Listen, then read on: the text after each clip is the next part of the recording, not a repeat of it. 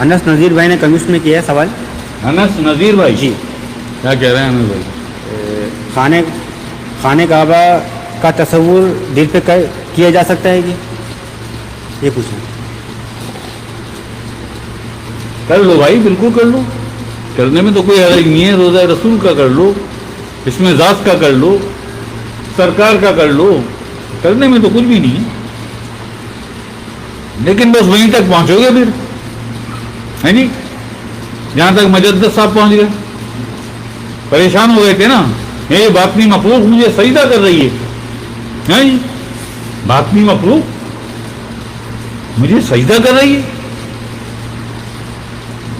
نوری موکل جنات، مسلمان جنات سجدہ کر رہے ہیں، پریشان ہو گئے.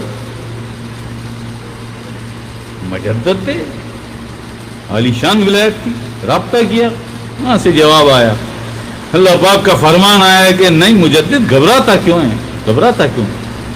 یہ تجھے سجدہ نہیں کر رہا ہے، تو نے اتنا تصور کیا کعبے کا، میرے گھر کا، تو نے اتنا تصور کیا کہ وہ نقش ہو گیا تیرے دل پر. یہ باطنی مخلوق اسے سجدہ کر رہی ہیں، تجھے نہیں سجدہ کر رہی.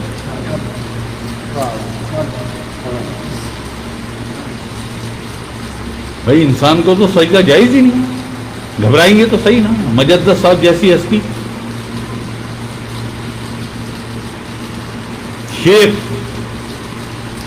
نور محمد سرندی 1000 سال کے بعد آیا یہ مجدد. ہر 100 سال بعد ایک مجدد آتا ہے، لیکن یہ اتنے بڑے مجدد تھے، 1000 سال بعد آئے. ان سے ہی تو اٹک گیا تھا اورنگزیب، مغل فرما روا، مغل شہنشاہ، مغل بادشاہ. مجدد صاحب تو اٹکا تھا، قید میں ڈال دیا تھا. اٹک، نہ مغل رہے، نہ مغل امپائر رہی، نہ مغل سلطنت رہی، ایک ٹھکر میں اڑا دیا. کیا تم اور کیا تمہاری سلطنت، ٹھکروں میں رہتی ہے فقیروں کے. اللہ پاک کی بارگاہ کا انتظار، اس کے حکم کے انتظار میں ہوتا ہے.